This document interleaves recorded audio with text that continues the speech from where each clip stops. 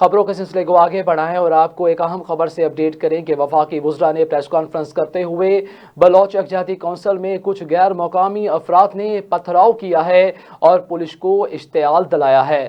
صرف ایسے ہی عناصر کے خلاف ایکشن لینے کا فیصلہ کیا گیا تھا۔ فواد حسن فواد نے کہا گزشتہ روز آنے والے مظاہرین میں سے کچھ ایسے عناصر شامل ہونے تھے جو حالات کو خراب کرنا چاہتے تھے۔ ان عناصر کی وجہ سے حالات کے مطابق پولیس نے محدود ایکشن لیا ہے اور کچھ افراد کو گرفتار کیا ہے۔ تمام بچوں اور خواتین کو رہا کر دیا گیا ہے جبکہ جن مردوں کی شناخت ہو چکی ہے ان کو رہا کر دیا گیا ہے۔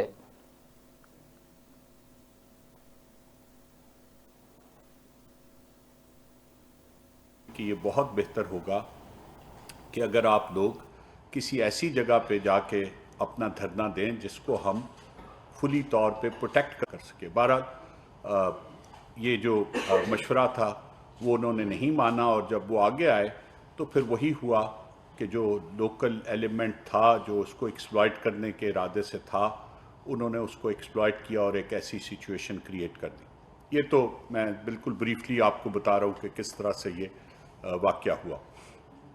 اب جو آج پرائم منسٹر کی ہدایت پہ ہم گئے تو وہاں پہ جتنی بھی خواتین اور بچوں سے ہم لوگوں سے ملے، ان میں سے اکثر کا جو گلہ تھا میں وہ بھی بتا دیتا ہوں۔ ان کا خیال یہ تھا کہ جی ہم پرامن طور پہ آ رہے تھے اور ہمارے ساتھ ہمارا کوئی ارادہ نہیں تھا کسی قسم کی بھی ایسی صورتحال پیدا کرنے کا، اور ایسا ہونا نہیں چاہیے تھا۔